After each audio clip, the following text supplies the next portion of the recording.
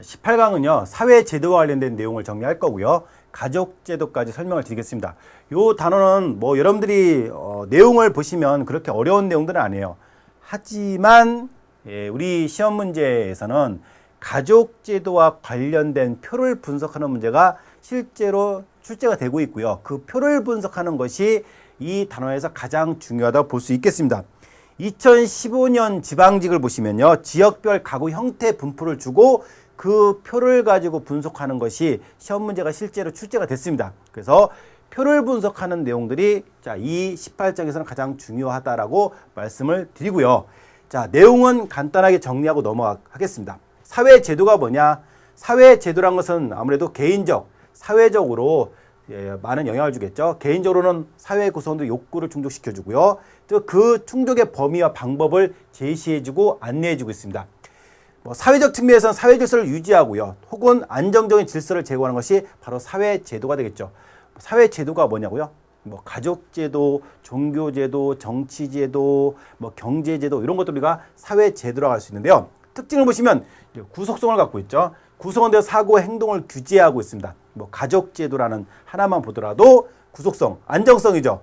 쉽게 변하지는 않죠. 가족 구성원들이 갖고 있는 가족 시스템, 정치 시스템이 크게 변하지는 않고요. 자, 안정되어 있다는 것이죠. 또 그 시대에 따라서 보편적인 특성을 갖고 있지만 또 특성도 갖고 있죠. 가족제도라는 것을 갖고 있어요. 보편성이죠. 하지만 어떤 쪽은 가부장적인 가족제도를 갖고 있는 적도 있고요. 혹은 일부 다처, 일부 일처다부 이런 여러 가지 제도로 다양하게 나타나고 있는 것이 바로 사회제도라고 보시면 되겠습니다. 자, 그 중에서요, 오늘 가족제도와 관련된 내용인데요. 자, 확대가족과 핵가족이 있죠. 확대가족은 부부와 그들의 기혼 자녀로 구성된 것을 일반적으로 확대가족이라고 합니다. 부부와 그들의 기혼 자녀가 중요한 것이죠.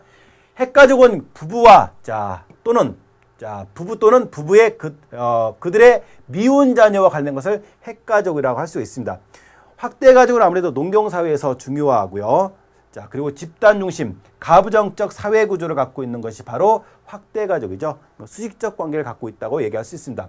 하지만 오늘날 핵가족은요, 산업화이고 보편화되고 있고, 특히 개인 중심, 부부 중심의 유대를 중시하면서 수평적 관계를 갖고 있는 것이 핵가족이 되겠습니다. 자, 장점을 보시면요, 확대가족의 가장 큰 장점이란 것은 정서적 안정이라고 볼 수 있고요. 가족 간의 유대, 가풍이 계승될 수 있다는 장점을 갖고 있는 반면에 단점은 아무래도 여성들이 희생을 당하는 또 권위적인 위계 질서를 갖고 있는 것이 확대가족의 가장 큰 단점이 되겠습니다.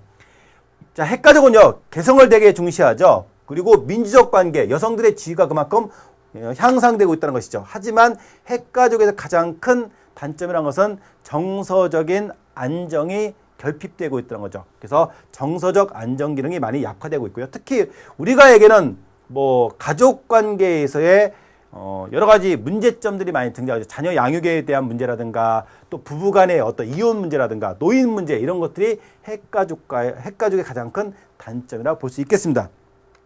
오늘날이요, 새로운 가족 제도가 등장했죠. 동거가족.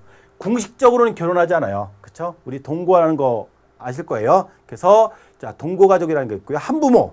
자, 엄마 혹은 아버지 쪽에 한부모죠. 이혼을 통해서 등장하는 것이 주로 많이 등장하고 있죠. 자, 엄마와 살거나 혹은 아빠와 살거나.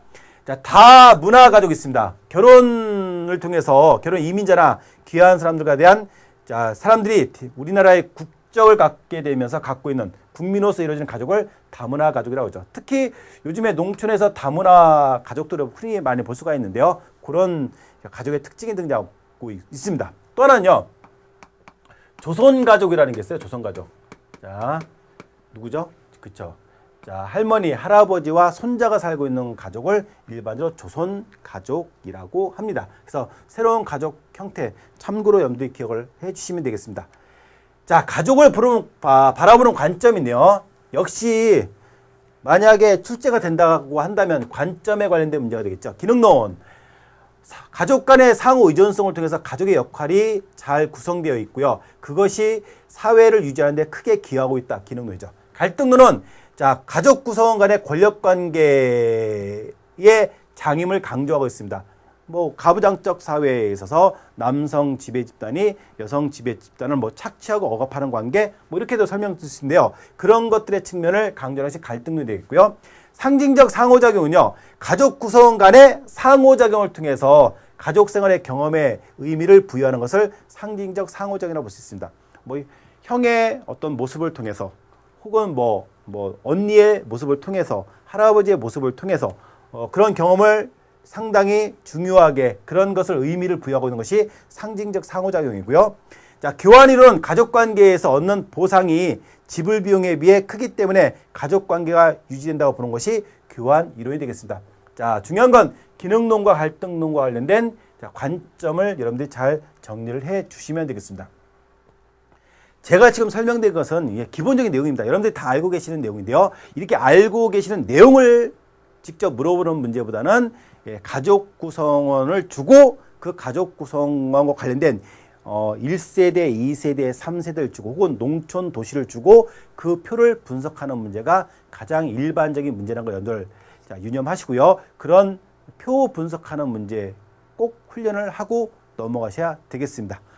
감사합니다.